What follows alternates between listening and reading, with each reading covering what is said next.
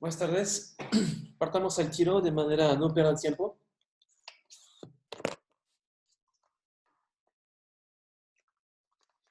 Entonces, había comentado la vez pasada, entonces hablé del modelo neoclásico de crecimiento, pero había empezado a hablarles de cómo aproximar el equilibrio de un modelo usando linealización, ¿sí?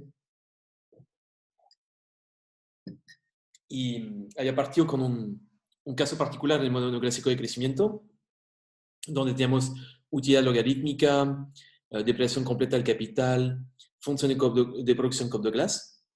Y este caso en particular es interesante porque básicamente nos permite ver la linealización en un mundo univariado. ¿Ok?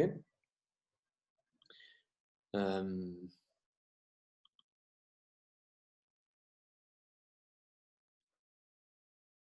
Estoy compartiendo pantalla. Ya, esto es lo que vimos la vez pasada. Entonces, efectivamente, esta ecuación que aparece acá en verde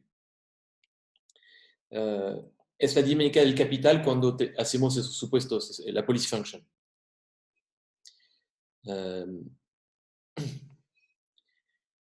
Entonces, un supuesto del delta igual a 1, función de producción Cobb-Douglas y logarítmica. ¿Okay? Lo interesante es que, bueno, tenemos la forma funcional ahí, y entonces, bueno, déjenme hacer quizá otro gráfico. Ya está.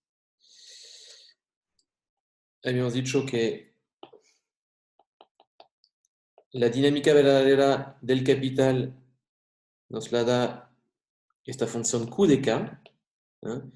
Donde Q de K era alfa beta por K al alfa, creo. Sí, ¿cierto? A ver. Sí, exactamente. Ok.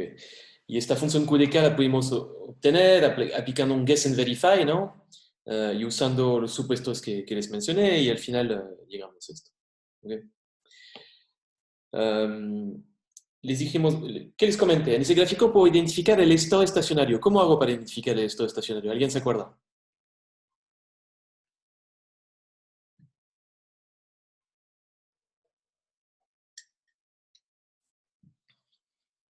O pregunta quizá antes, ¿qué es un estado estacionario? Voy a responder la otra, profesor. Responde ambas, dale. Ya, bueno, que un estado estacionario es el estado, a ver cómo decirlo con palabras, pero como que te quedís que uno se queda ahí, en el fondo, no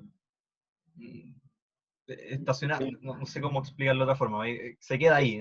Sí, es como lo que alguna gente utiliza la expresión una solución constante.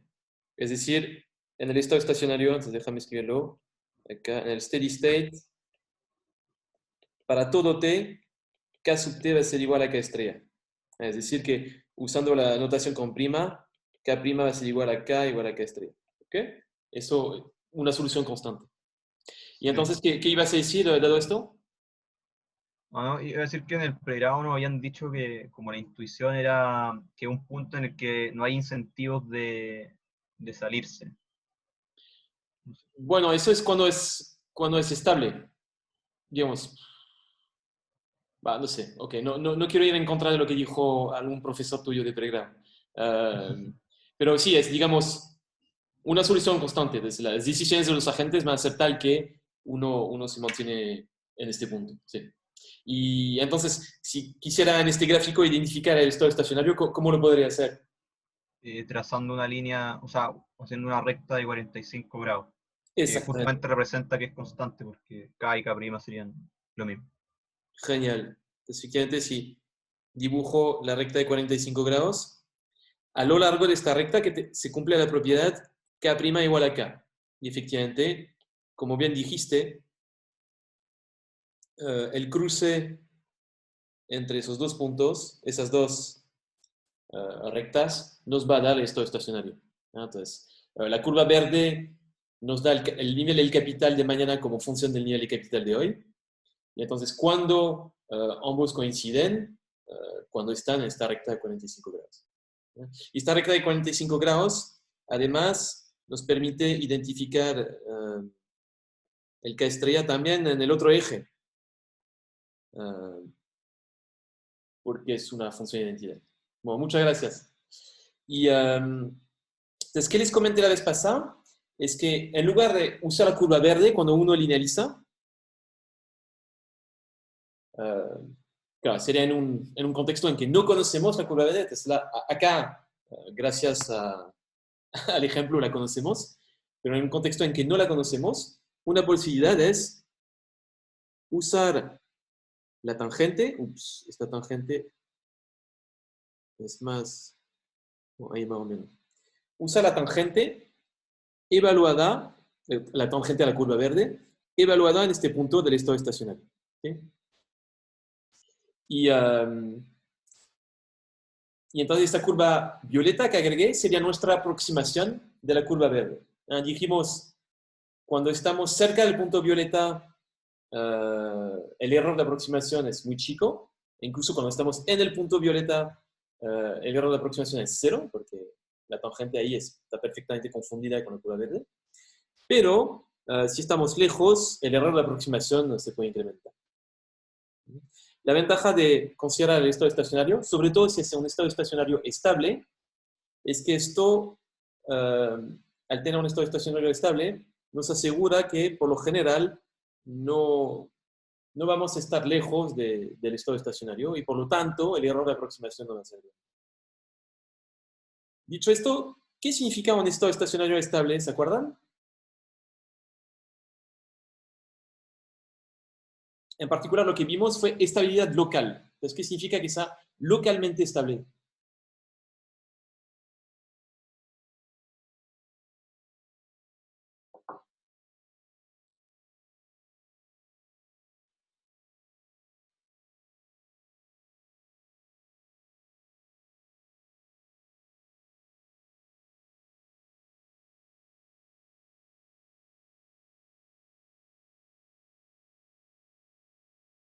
No sé si se acuerda a Raúl, por ejemplo. ¿Te acuerdas, Raúl, lo que significaba que era localmente estable el estado estacionario?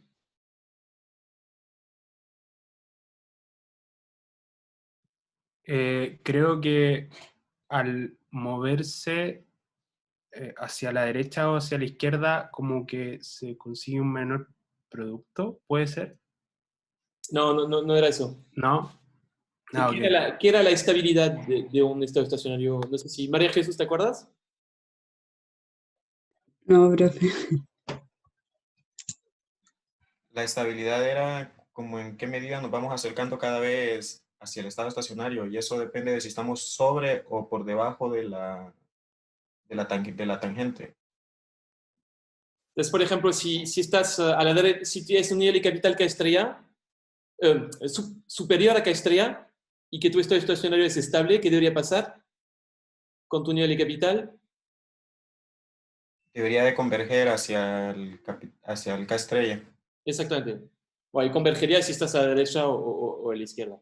Y sí, muy bien. Esto es como la estabilidad. Apenas te alejas, si por ejemplo por razones exógenas uno se aleja del estado estacionario, las fuerzas del modelo van a hacer que endógenamente uno va a volver a este estado estacionario.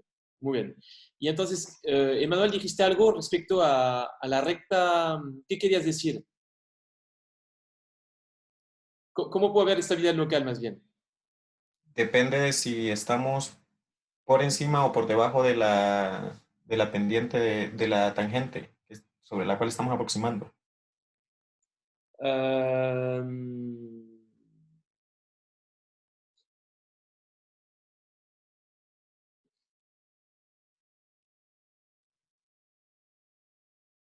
Comparábamos,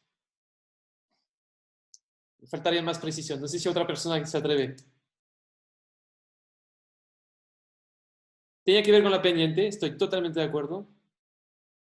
Así que, pero quizá... Si, Sí, si la lo escucho. pendiente de la tangente es menor a 1 en valor absoluto, eso significa que sería menor a la línea de 45 grados y podríamos tener un estado estacionario estable. Exactamente, sí. Es típicamente la pendiente, bueno, no únicamente la tangente, pues la pendiente de la tangente o de la curva verde es la misma. Entonces, digamos, esas pendientes, que son las mismas, las tenemos que comparar con la pendiente de la recta de 45 grados. Y como bien dijo Ricardo, la pendiente de la recta de 45 grados tiene el valor 1. Y entonces, si es menor, sería localmente estable. Excelente, Ricardo. ¿Ok? Entonces, para chequear estabilidad local, gráficamente tenemos que chequear que la curva verde cruza la línea de 45 grados por arriba, y esto significa que su pendiente tiene que ser menor que 1. ¿Okay? Excelente. Y otra cosa que dijimos la vez pasada es si K' es igual a Q de K, usando una aproximación de Taylor, habíamos dicho que podemos reescribir esto como Q de K estrella más Q' de K estrella por K menos K estrella. Y dijimos la vez pasada, dado que Q de K estrella es K estrella, porque estamos hablando de un estado estacionario, podemos reescribir esta brecha como función de la pendiente y de la brecha anterior. ¿Okay? Entonces, lo que dijimos la vez pasada fue que a la izquierda ahí tienes cuánto lejos estamos del estado estacionario mañana. Acá tenemos cuánto estamos de lejos del estado estacionario hoy. Entonces, esta pendiente va a transformar la brecha anterior en una nueva brecha. ¿Y cómo lo hace? Simplemente agarra la brecha anterior, la multiplicamos por este Q' de K estrella y obtenemos una nueva brecha. ¿Ya? Y entonces ahí, efectivamente, se puede ver la estabilidad pensando en este valor 1, el valor 1, en el sentido de que si Q' de K estrella es si Q' de K estrella en valor absoluto es mayor que 1, tenemos un sistema que diverge. Divergent Dynamic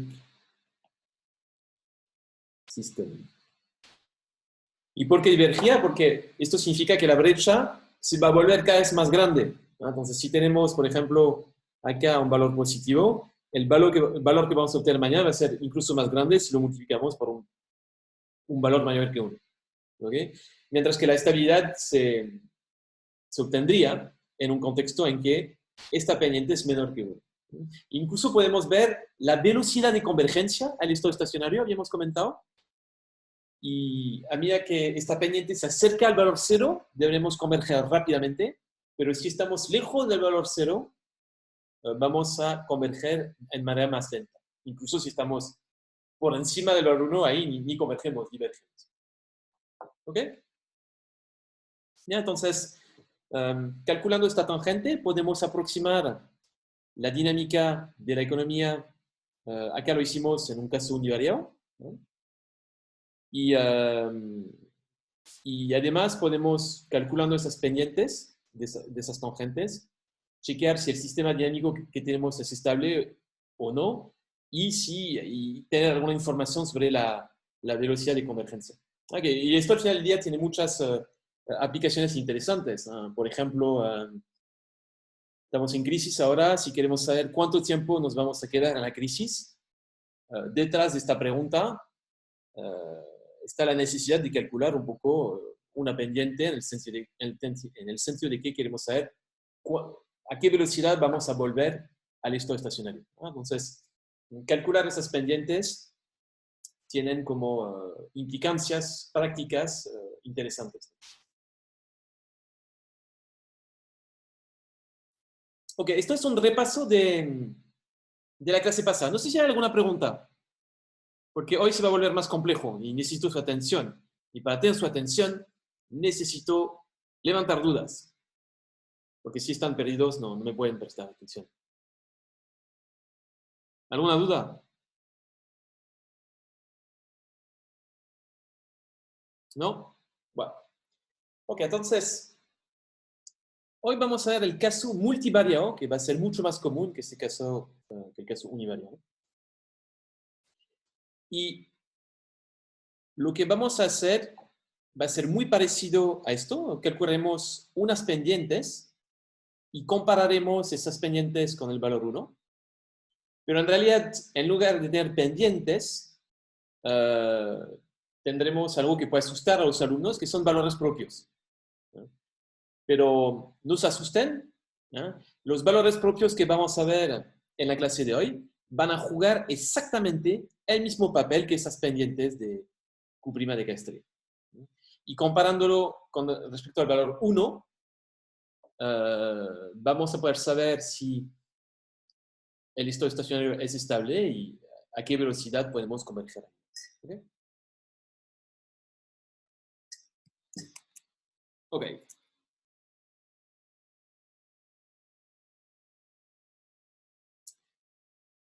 Entonces, voy a hacer lo siguiente. Les voy a dar un teorema que es posible que no se entienda en el momento en que les dé el teorema, ¿ya? Pero después les voy a explicar las ideas que están detrás de este teorema. ¿Okay? Eso os doy como para que lo tengan y después voy a explicar más en detalle qué quiere decir. O más bien qué tenemos en mente. Okay. El teorema es el siguiente. Entonces, sea xt un vector de n dimensión de números reales. Entonces, acá en xt, piensen que están todas las variables que me interesan en mi economía y que caracterizan mi equilibrio. Podría estar el consumo, el capital, la inversión, el output, lo que quieran. Todo un vector de variables endógenas. Y tenemos una relación que me va a dar xt más 1, entonces el valor de ese vector mañana, como función del valor del vector del valor del vector de hoy. ¿Okay? Esta relación es la misma que teníamos en el ejemplo univariado, ¿no? Con la diferencia que esta función h esta vez no es una relación entre dos variables, ¿no? Sino que es como multivariado, ¿no? Entonces puede haber relaciones cruzadas porque tenemos más de una. ¿Okay? Entonces tenemos esta relación y vamos a tener S estados estacionarios.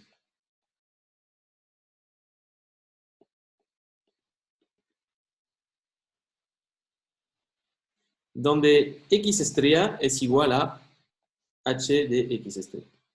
¿Ok? Entonces, ¿por qué S? Bueno, por lo general solo tendremos uno, pero para que sepan que este teorema se puede aplicar incluso a modelos donde tenemos más de un estado estacionario.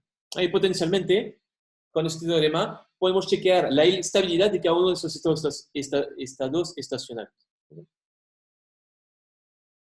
Ok, y en el estado estacionario, entonces, el valor mañana de x es el mismo que el de hoy, porque estamos en estado estacionario. Ok, el teorema dice, si tenemos dos propiedades. Entonces, primero, la función h es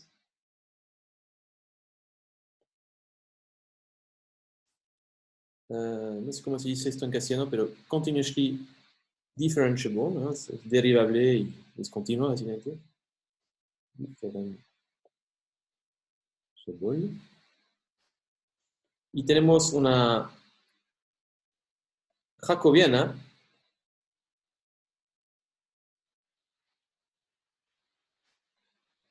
h de x estrella. ¿Okay? Entonces las derivadas de la función h alrededor de x estrella. ¿Okay? ¿Por qué esas derivadas? Como antes, nos interesaban la derivada de la función, entonces ahora también nos interesan distintas derivadas.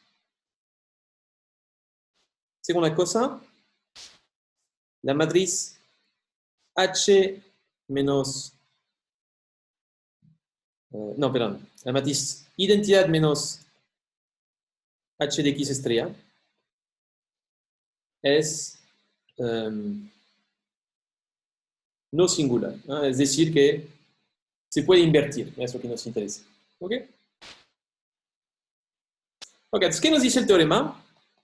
Supongamos que se cumple lo de arriba. Entonces, existe un conjunto de condiciones iniciales. There exists a set of initial conditions que vamos a llamar x sub 0. ¿Okay? Sería el valor, por ejemplo, el valor inicial del capital. ¿Okay? En el momento 0. Okay. Y acá va a venir la parte oscura, pero que voy a explicar después, de dimensión igual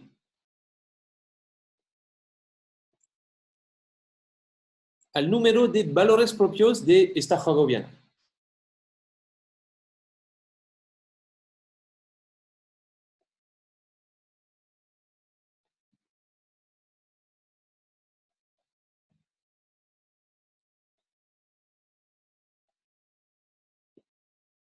Entonces, eigenvalues en inglés es valor propio. Y esos valores propios son menores que el valor 1 en valor absoluto.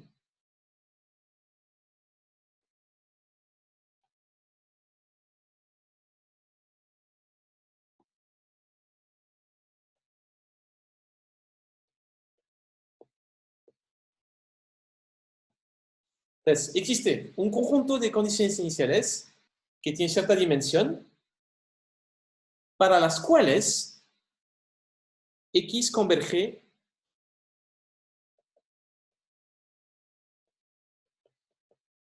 a su estado estacionario. ¿Ok? ¿Qué significa esto de dimensión con los valores propios, bla, bla, bla? ¿Ok?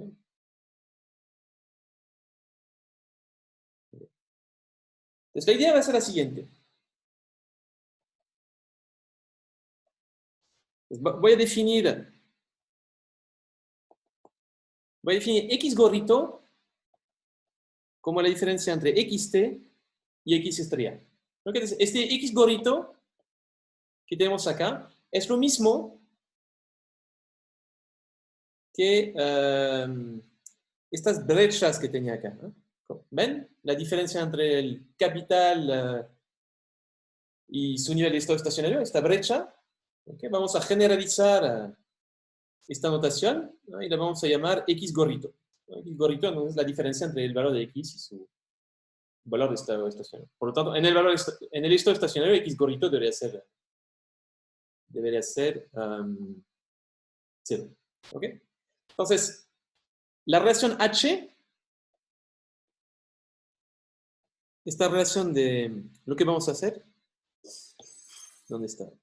Esta relación de acá, ¿okay? Que podría ser no lineal, ¿no? Entonces, lo que haremos será, como en el caso univariado, aproximarla con una tangente. ¿No? Entonces, vamos a considerar esta jacobiana, que sería este conjunto de pendientes, ¿no? La diferencia con nosotros es que ahora hay un montón de pendientes, ¿no? Que depende del tamaño del vector X. ¿No? Entonces debería haber n por n relaciones cruzadas. ¿No? Y entonces,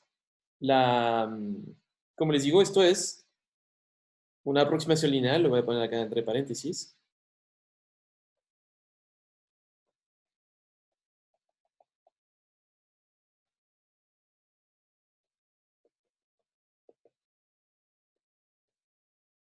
¿Ok? Entonces, lo que tenemos acá es una aproximación lineal de esto de acá.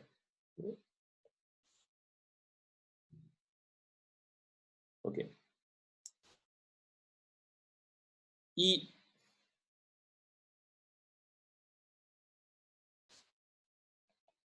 dado el punto 2 de acá, de invertibilidad,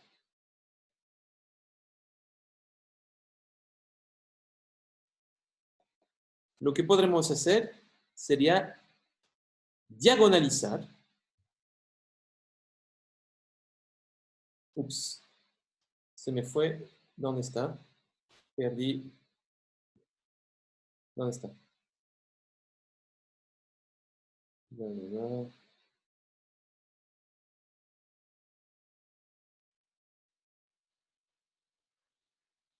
Ok. Esta matriz H que tenemos acá, vamos a poder diagonalizarla. ¿Se acuerdan de la diagonalización? ¿Todos vieron, cuando vieron álgebra lineal, todos vieron diagonalización? O no sé si álgebra lineal, algún concurso de matemáticas.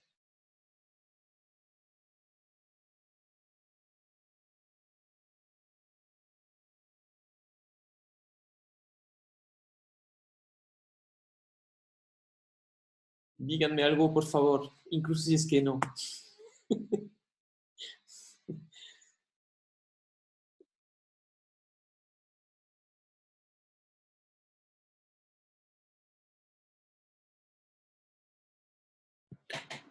Sí, los que estamos en economía matemática vimos diagonalización. Excelente, excelente. Entonces, y gente afuera, no sé, María Jesús, ¿tú lo viste en algún momento? Estoy en economía matemática. Excelente, Sí. excelente. Bueno, gracias por responderme. Entonces, básicamente, ¿cuál era la idea de la diagonalización? No necesitamos hacerlo para este curso, no se preocupen, pero la idea va a ser la siguiente. La matriz H la puedes componer en el producto de tres matrices. Una matriz B, su inversa, una matriz lambda y la matriz B, ¿no? La matriz lambda, que es la que más me interesa, va a ser diagonal y va a contener valores propios.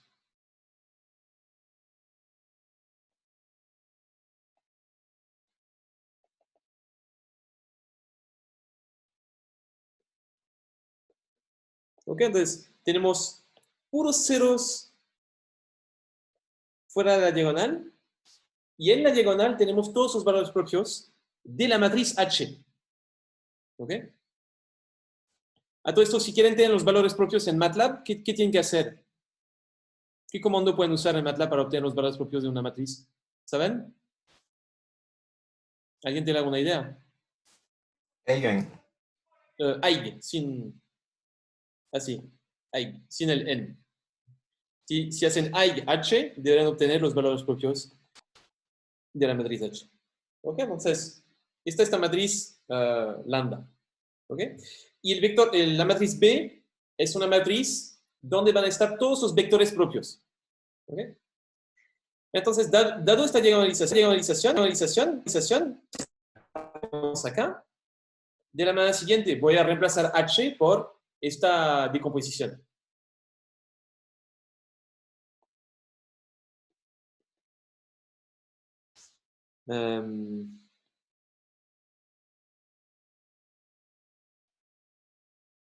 Ok, entonces, todo esto que tengo acá es mi matriz H. ¿Okay? Y entonces, si multiplico por B, puedo reescribir este sistema de la manera siguiente. Y lo que voy a hacer es definir esto. Entonces, el vector X multiplicado por esta matriz B, lo voy a llamar Z. Entonces, a la izquierda será el Z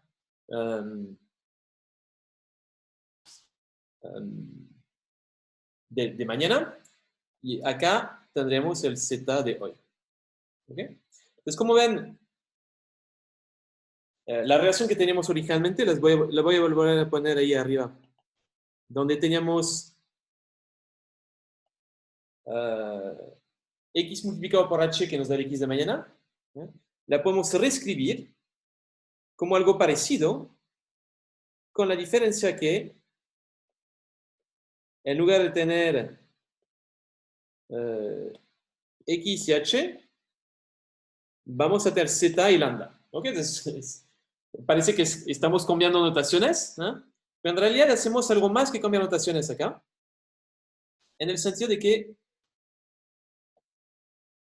¿Pero por qué me está molestando? En el sentido de que...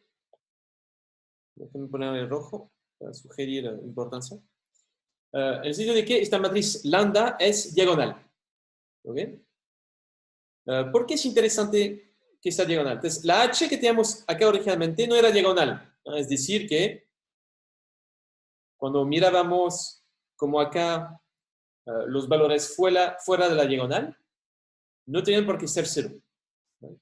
Pero hacer esta decomposición y hacer esta transformación de x en z, el sistema que obtenemos, entonces, es diagonal. Y en particular, déjenme escribirlo como para que lo vean. Lo interesante es que vamos a obtener un sistema de ecuaciones donde cada ecuación va a ser una independiente de la otra. ¿Ok?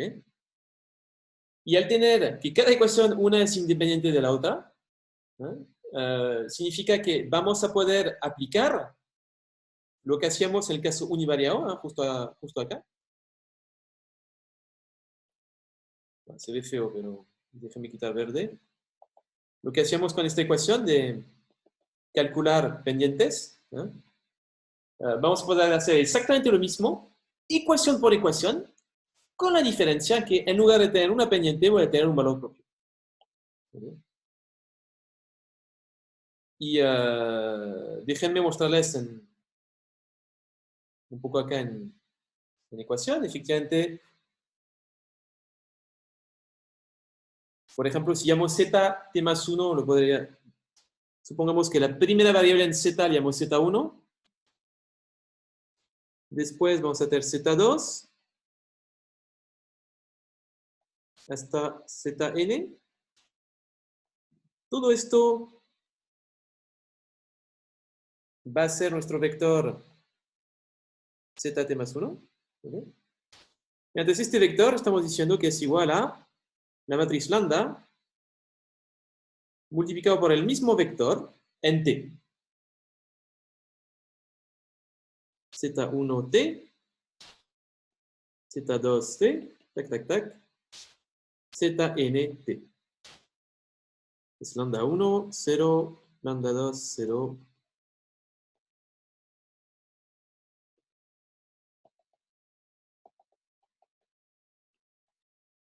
¿Ya? Y efectivamente, pues, okay, esto es mi lambda, esto es mi zt. Y cuando voy multiplicando lambda por zt, obtengo lo siguiente. Déjenme volver a escribir el vector z acá. Pero cuando multiplico lambda por z, bueno, la primera fila que voy a obtener lambda 1 multiplicado por z1. La segunda fila voy a tener lambda 2 multiplicado por z2, etcétera, etcétera.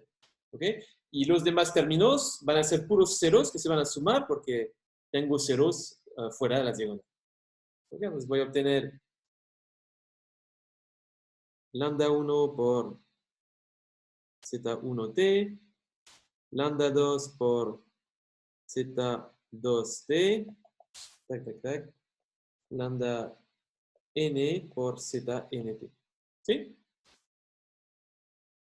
Y lo interesante es que ven que al diagonalizar la matriz H y hacer esta transformación, estoy quitándole al sistema las relaciones cruzadas.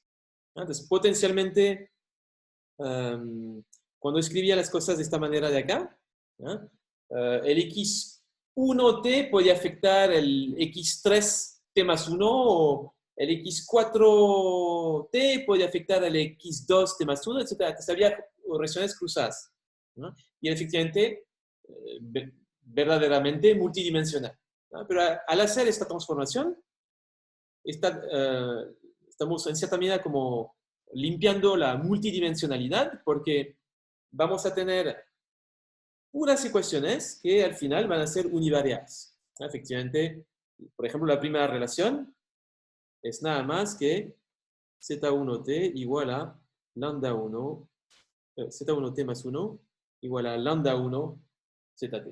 La segunda relación es z2 t más 1 igual a lambda 2, acá era un z2, etcétera, etcétera. Zn t más 1, lambda n, znt. ¿Ok? Y esto entonces va a ser nuestro sistema de ecuaciones. Entonces, este sistema que era multidimensional originalmente, donde cada X de una fila puede afectar a la X de otra fila, ¿no? Lo estamos reescribiendo teniendo n relaciones y cada una de esas relaciones parece en el papel independiente una de la otra. ¿Okay? Por lo tanto, si vuelvo al caso univariado, ¿se acuerdan lo que hacíamos en el caso univariado? Lo que hicimos al principio de la clase de hoy. Lo que hacía era, si vuelvo, pues déjenme borrar garabatos, ¿no? Pues si vuelvo a esta relación, habíamos dicho, chequeando el valor de esta pendiente, podemos ver si esas brechas se van achicando en el tiempo o no, como para ver convergencia. ¿Okay? Pues acá tenemos algo parecido, con la diferencia que en lugar de tener una relación, tenemos n relaciones, pero el mismo razonamiento que aplicamos al caso univariado, lo podemos aplicar ecuación por ecuación a este sistema.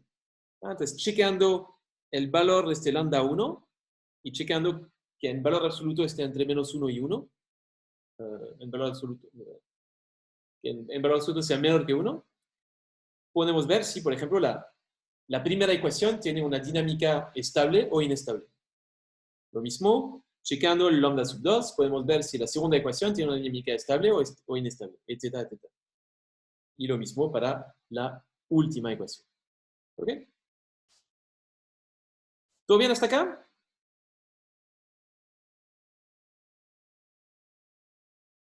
Ok.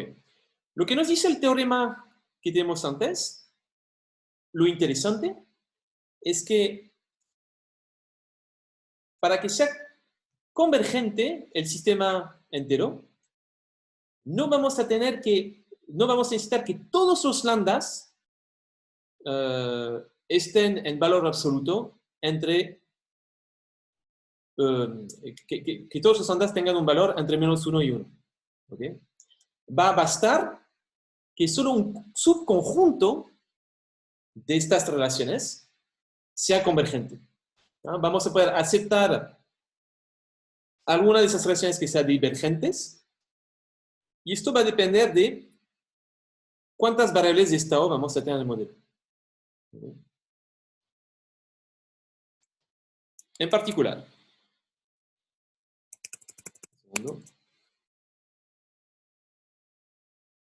lo que haremos para checar estabilidad del modelo, haremos lo siguiente. Tendremos que contar dos cosas. Voy a llamar M la cantidad de valores propios que son menores a 1 en valor absoluto. Entonces, M va a ser number of eigenvalues lower than 1 in absolute value.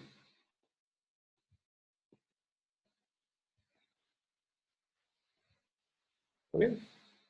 Entonces, agarro todos sus lambdas, miro cuántos tienen un valor entre menos 1 y 1, y contando todos esos lambdas entre menos 1 y 1, esto me va a dar mi M. Entonces, por ejemplo, si tengo 3 lambdas, un lambda 1 igual a 0,5, un lambda 2 de 2 y un lambda 3 de menos 0,2, acá, ¿cuánto sería mi M? Bueno, 0,5 está entre menos 1 y 1, menos 0,2 está entre menos 1 y 1, pero 2 no está entre menos 1 y 1. Por lo tanto, en este caso, mi M va a ser 2. ¿Okay? Les voy a contar cuántos valores propios tengo entre menos 1 y 1. Y voy a contar cuántas variables de estado tengo en el modelo. Entonces,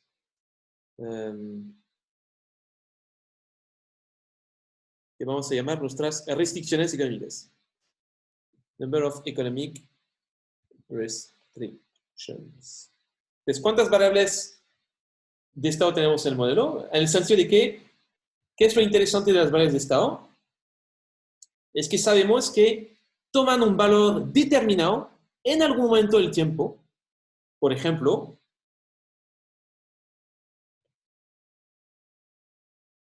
el stock de capital en el momento 0 es un valor fijo, ¿no? No es una variable libre, ¿no? Partimos con cierto stock de capital y típicamente en macro todas las variables de estado tienen un valor inicial fijo, ¿no? No está suelto, está dado es como la condición inicial, ¿no? Y entonces comparando M con mu, entonces comparando el número de valores propios dentro del círculo unidad, entonces dentro del círculo unidad significa entre -1 y 1, y el número de valores de estado, podremos determinar si nuestro sistema va a converger o no. ¿No? Que básicamente esto nos dice el teorema. Entonces, por ejemplo, si M es igual a mu, que es una situación típica para los modelos que vamos a estudiar, que estudiamos en este curso, diremos que existe una única solución convergente.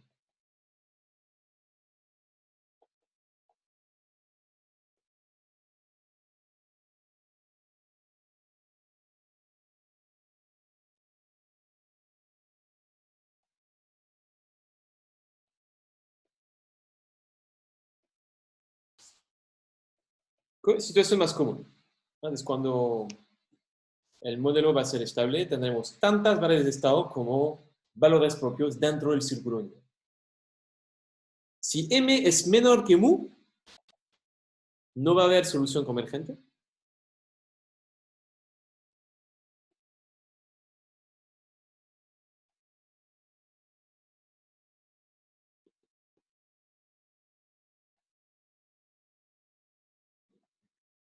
Y por fin, si M es mayor que mu, va a haber lo que se llama indeterminación. Bueno, en inglés tendremos indeterminacy.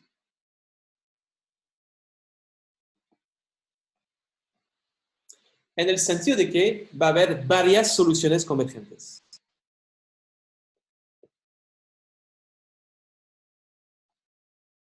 Ups, se movió. Many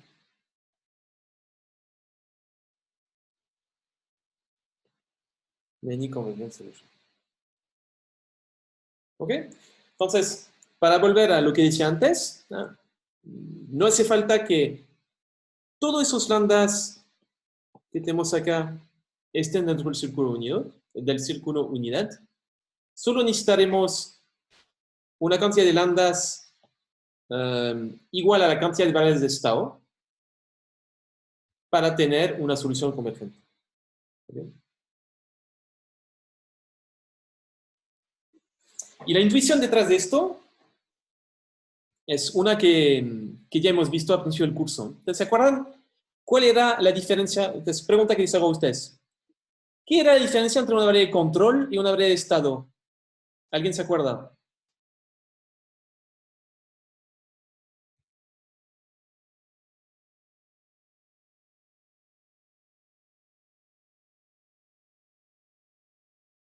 Una variable de estado.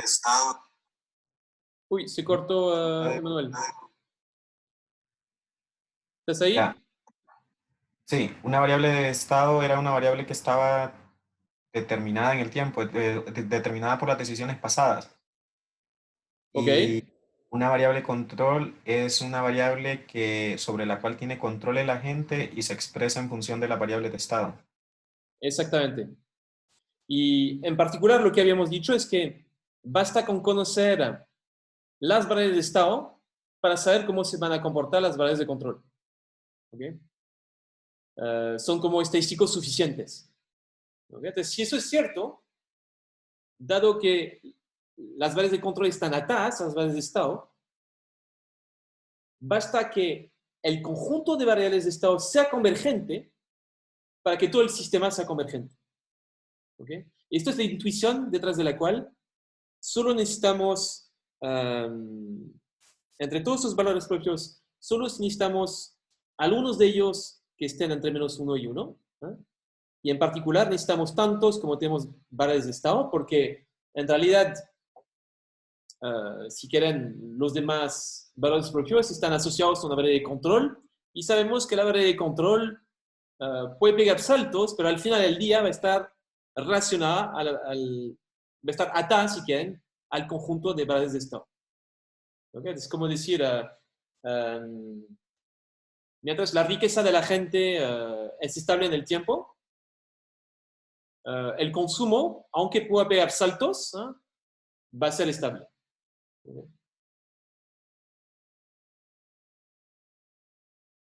¿Ok? Entonces, haciendo un resumen de lo que les acabo de decir, ¿no? En el caso de tener un sistema multivariado, ¿no?, vamos a hacer algo parecido que el sistema univariado, ¿no?, pero con algunas sutilezas. El sistema multivariado que tenía acá, lo puedo aproximar calculando esas tangentes, ¿eh? Y entonces lo primero que tengo que hacer es calcular esta jacobiana en el estado estacionario y aproximar ¿cómo se llama? Mis condiciones de primer orden con esas tangentes. ¿Okay? Eso es lo primero que tengo que hacer. Lo segundo, voy a calcular los valores propios de esta matriz H. ¿Okay? Y voy a contar cuántos valores propios están entre -1 y 1. Y si tengo tantos valores propios entre -1 y 1 que tengo variables de estado, diremos que nuestro sistema va a ser convergente. Si tengo menos valores propios que la cantidad de variables de estado que tengo, mi estado estacionario no va a ser estable. Y por último, puede existir situaciones en las cuales tengo más lambdas entre -1 y 1 que variables de estado. En este caso, podemos tener varios caminos posibles hacia el estado estacionario. Entonces va a ser estable, pero no sabemos muy bien cómo va a volver la economía hacia el estado estacionario.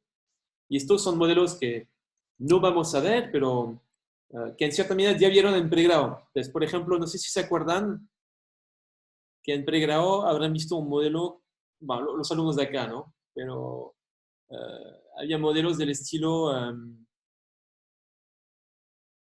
anticipar inflación alta, generar inflación alta. ¿Okay? Entonces, por ejemplo, el modelo de Kagan es uno donde pasa eso. Si anticipo mucha inflación, por ejemplo, renegocio salarios, las empresas ajustan precios y va a haber inflación. Pero si anticipo poca inflación, no va a haber mucha inflación. ¿Okay? Entonces, cuando el modelo converge hacia el estado estacionario, potencialmente puede ir por distintos caminos. Un camino de alta inflación, un camino de baja inflación. No sabemos a priori cuál camino va a elegir el agente o los agentes, ¿eh? Está indeterminado, ¿eh? Va a depender un poco de cómo se levante ese día, de qué está anticipando. Si cree que vamos a ir por un camino de alta inflación, al final vamos a ir por este camino de alta inflación, pero si cree que vamos a ir por un camino de poca inflación, vamos a tener poca inflación. ¿Okay? Y entonces, para modelar este tipo de enfoque, matemáticamente, necesitamos un modelo con este tipo de propiedad, donde tengamos más valores propios dentro del círculo de unidad que tenemos valores de estado. Ok, vamos a hacer una pausa de 5 minutos y todo lo que les acabo de decir después lo vamos a aplicar al modelo neoclásico de crecimiento. Okay, entonces, básicamente les he dado los elementos importantes que les quería dar, ¿eh? Y entonces vamos a hacer una aplicación de esto al modelo neoclásico de crecimiento que haremos en 5 minutos.